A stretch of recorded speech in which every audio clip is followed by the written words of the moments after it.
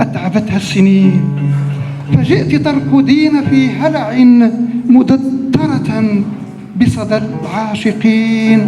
بالأمس كنت عذبة المحيا كالأقمار، كنت غجرية العينين كالأزهار، تلوحين لي كعروس دفنت سرها في صمت الأشجار.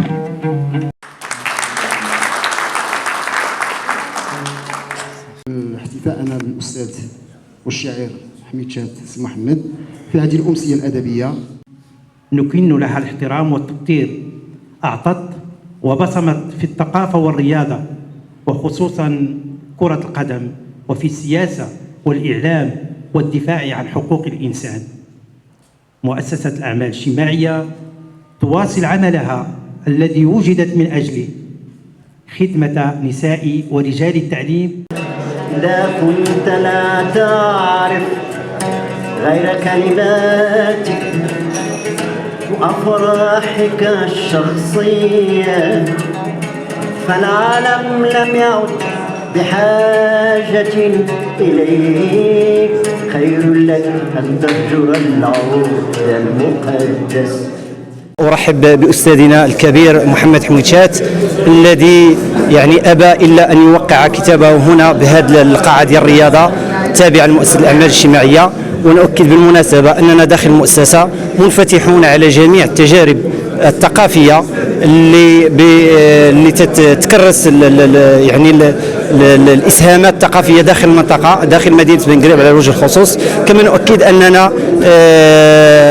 هذا النشاط يدخل في إطار مجموعة من الأنشطة التي دأبت عليها مؤسسة الأعمال الاجتماعية، الأنشطة الرياضية أو الثقافية أو ما شابه من ذلك. ونؤكد دائما استعدادنا لقبول أو لتلقي جميع الدعوات الراغبة في تقديم أو توقيع أي منشور ثقافي أو كتاب تجمعنا به علاقة ضاربة جردة في أعماق التاريخ. واليوم الساحة الثقافية كشاعر شق طريقه بنجاح. سي محمد كان يحظى باحترام الجميع، ولا زال معدن نفيس اجتمع فيه ما تفرق في غيره. الشكر للإخوة في مكتب فرع مؤسسة الأعمال الاجتماعية الذين لم يدخروا جهدا في سبيل جمع هذه اللمة الرائعة التي ذكرتنا بمجموعة من الوجوه الطيبة التي افتقدناها لسنوات طويلة، ونحن اليوم نجدد معها اللقاء. وأشكر الفرع على هذه المجهودات التي يقوم بها في سبيل إعطاء المجال الثقافي حقه في ظل زمان لم تعد فيه الثقافة تساوي شيئا. سي محمد حميد شات صديق عزيز وشاعر كبير، ويعجبني لغته السليمة، لغته العربية السليمة وصوره الشعرية. فأنا جئت إلى بن قرير لكي أشاطره في ما قام به من قراءات شعرية، وحاولت أن أتماهى معه، أي أتحاور معه وأتحاور مع شعراء أجداد كبار الذين يتحدثون عن الوطن ويتحدثون عن قيمة الوطن في قلوب الناس وفي قلوب كل من يحب بلدته.